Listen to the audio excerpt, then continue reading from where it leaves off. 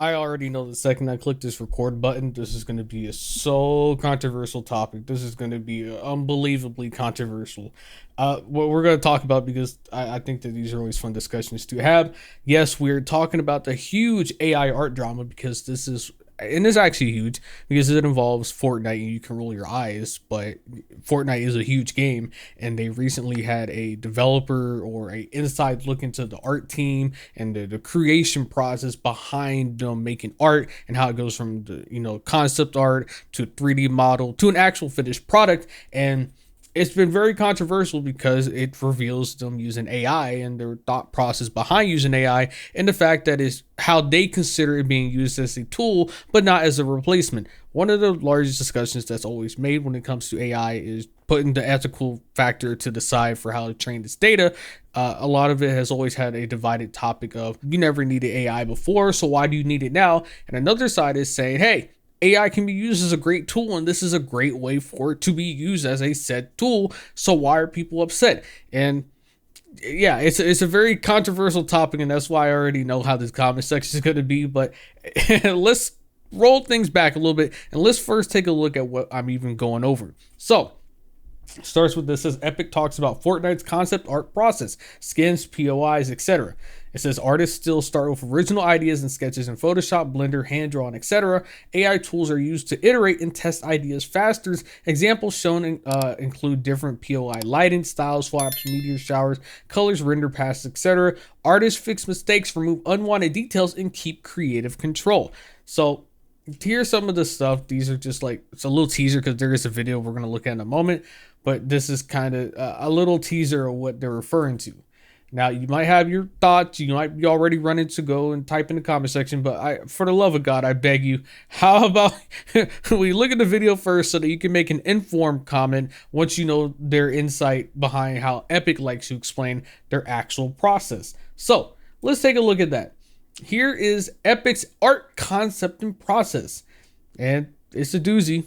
We're gonna watch it together. Well, at least most of it. We're not gonna go over all 5 minutes, but I'll skim and try and show you at least the most important parts that I think is the least important. So we thought this would be a good moment to pull back the curtain and give you a peek at how artists at Epic are making digital art and content, blending traditional tools like Blender and Photoshop with evolving technologies like Nano Banana and GPT Image used within our own internal interface. One of our character concept artists draws a character from scratch, just a blank canvas and an idea. Base pose first, loose, gestural, a little contrapposto to give her some life.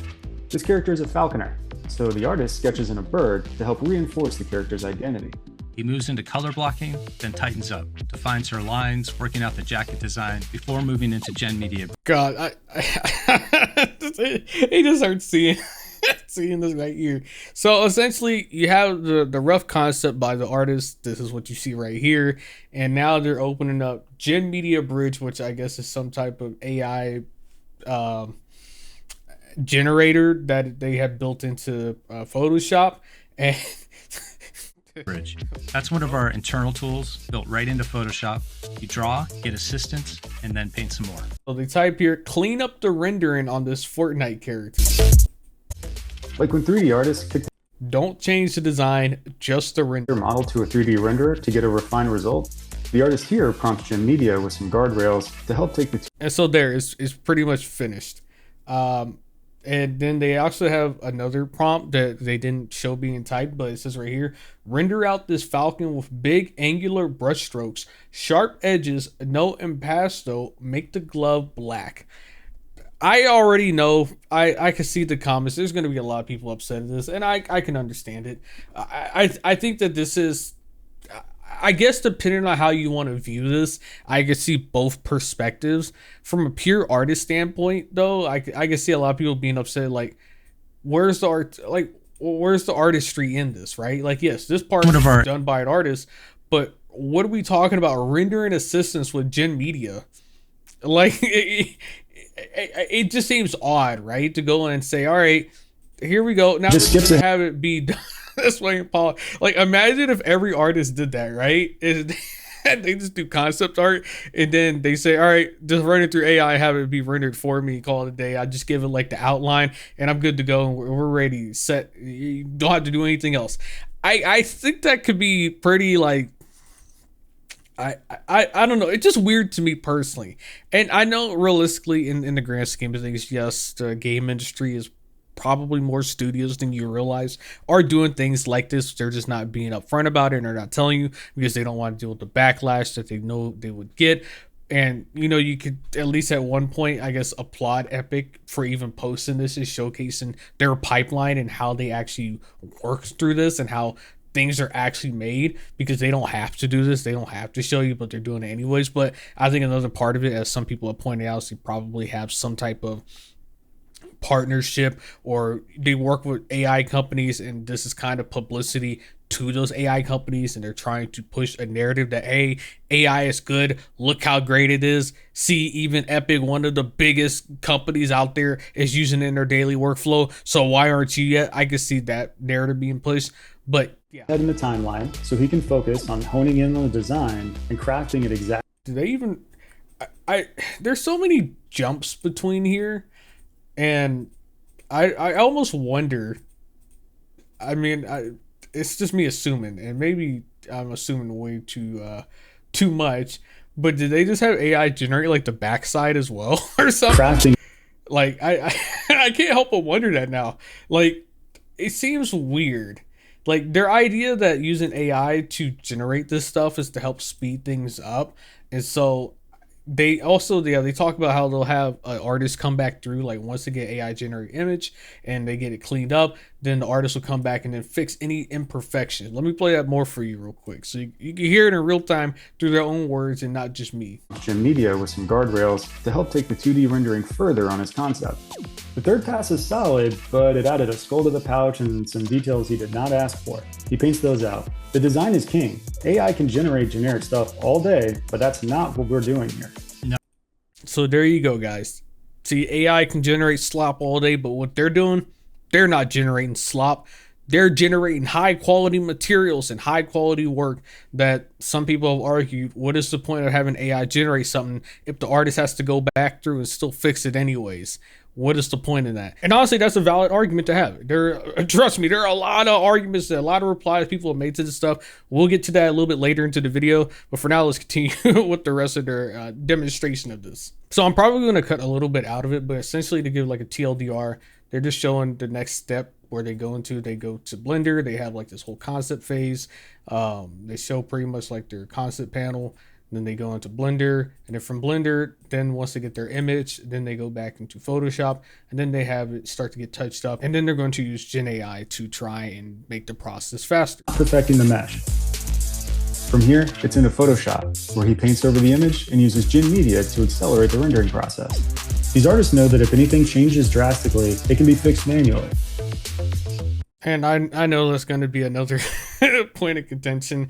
A lot of people are going to be pretty upset with that as well too. It's like, so you're going to have this image and you're going to put AI over it to now generate this on top of it, and then if something goes wrong, then artists can just fix it. And Chris, here's where we're seeing the real advances. Once the original artwork's established, you can start experimenting fast. Swap out Meow Skulls for her Cloud 9 style, test the POI at different times a day, even run a meteor shower and see how it plays at this location. At every stage of the process, artists continue to polish and refine, but now teams can revise faster, so artists have more opportunities to explore. So they pretty much give you like another breakdown. Again, I can see the idea that they're trying to push, but I feel like it does start to lead to the idea of like, hey, when is it too far? Like, because once you start dabbing your toes into some of this, it's only a matter of time before it goes to something else and then to something else. It doesn't just start with this and end with this. It doesn't just stay at this only singular setup, right? And I can see a lot of people arguing against that and why they're afraid of it. And of course, the fact of taking jobs. It's like, hey, look how much more stuff we're getting done faster. Do we really need as many people on the team when now we're saving a lot of time and we're getting this finished even faster? That's another argument to be made. So jumping ahead in the video a little bit more to save some time, here's where they're showing some more things that they were generating. This is environmental art. This is actually made by an artist up top, and then they put at the bottom, you'll see right here, they have the next part that is generating right here. It says generating 3/4 view with Nano Banana Pro, AI video generator slot machine. They're using that to generate now different views or different angles to get a better idea of how this is going to look. But I'll just let them speak for themselves so that I'm not putting words in their mouth. Prompting for clean PBR render shots and adjusting the perspective of the breakout pieces. The results are good, but not perfect one-to-one. The tower's boxy instead of tapered, awnings are the wrong color, some trims are missing. That's why it's a starting point, not a finish line. He paints over it in Photoshop and makes exactly what he envisioned. And now the last step is to use the blockout screen cap from Blender to control the camera angle and bring it back into Photoshop for a sketch on top. Some foliage in the foreground background and a car in the dry curve. He uses that sketch and the orthographic design as reference, runs another generative pass in Nano Banana Pro for a full contextual shot, then paints over that in Photoshop too. Trim colors, awnings, planters, background values to manually bring it back to the original design. The final piece goes to asset production alongside the breakout sheet so environment artists know exactly how the building is supposed to look. All along the way, there are continual reviews before anything makes it into our games. And artists are careful to respect originality, track provenance of their work, and make sure the finished product meets Epic's high quality standards. We hope you enjoyed a behind the scenes peek at our creative process. Thanks for hanging out with us. See you at the Silly Sandwich. So yeah, that was a inside look at the situation going on with that.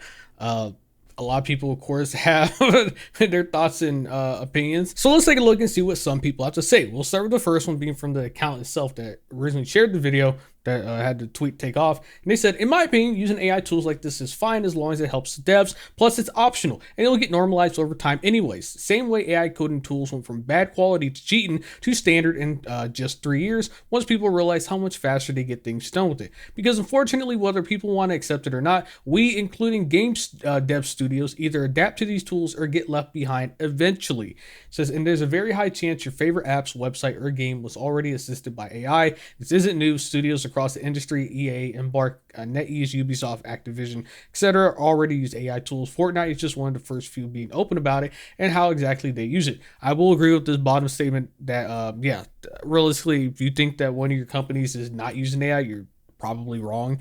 It's just that because there's so much backlash, they don't even want to be open about it or even say it. But they are using AI, and there's been reports about that as well too. But some of the replies, one person says, God, I was having such a good week without having to see you being the biggest bootlicker on this website.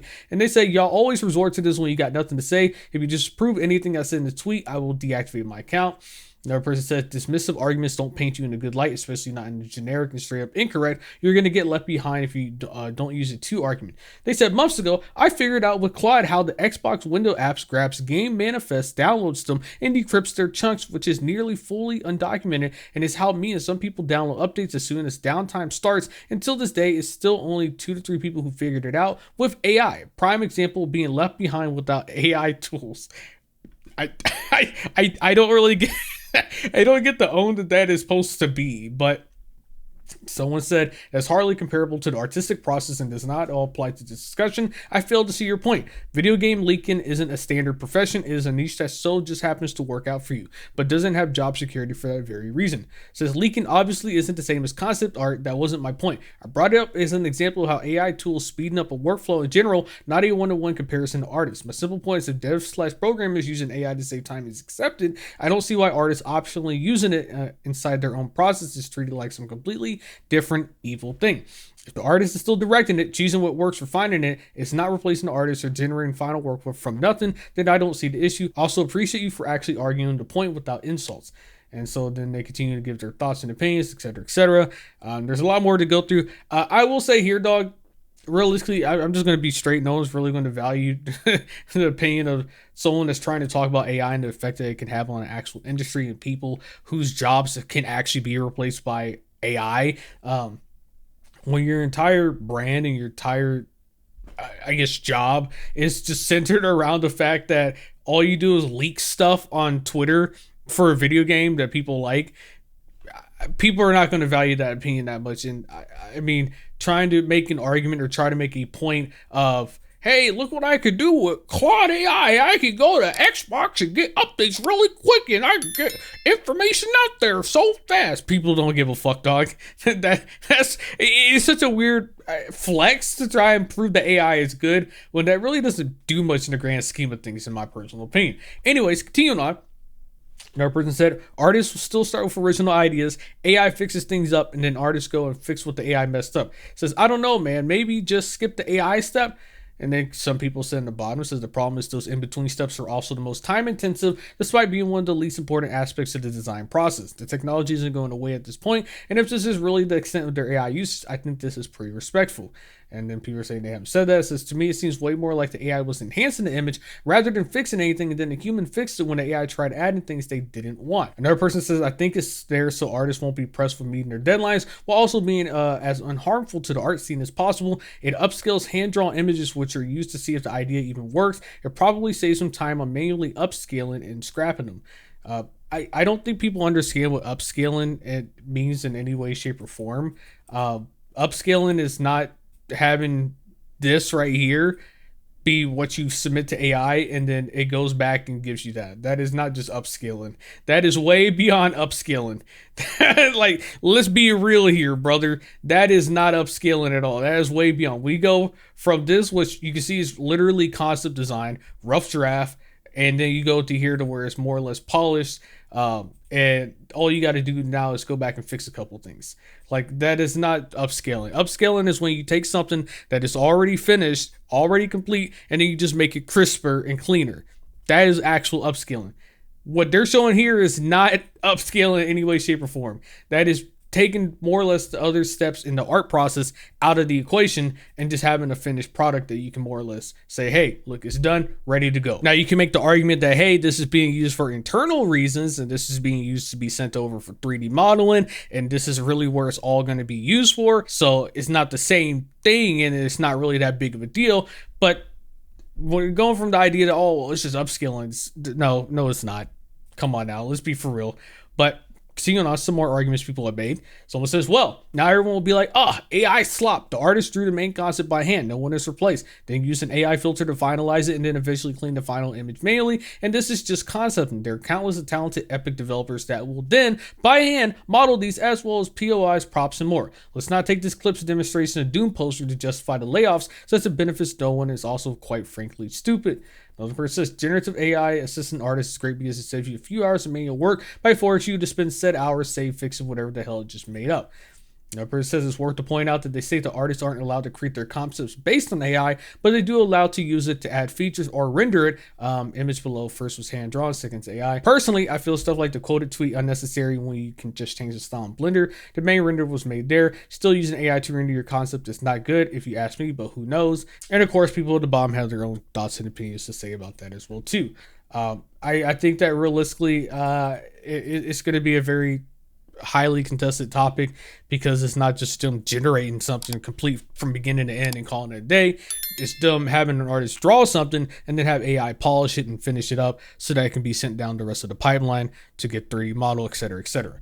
I already know the comment section is going to be a war zone. Have fun, I guess. Let me know what you think in the comment section.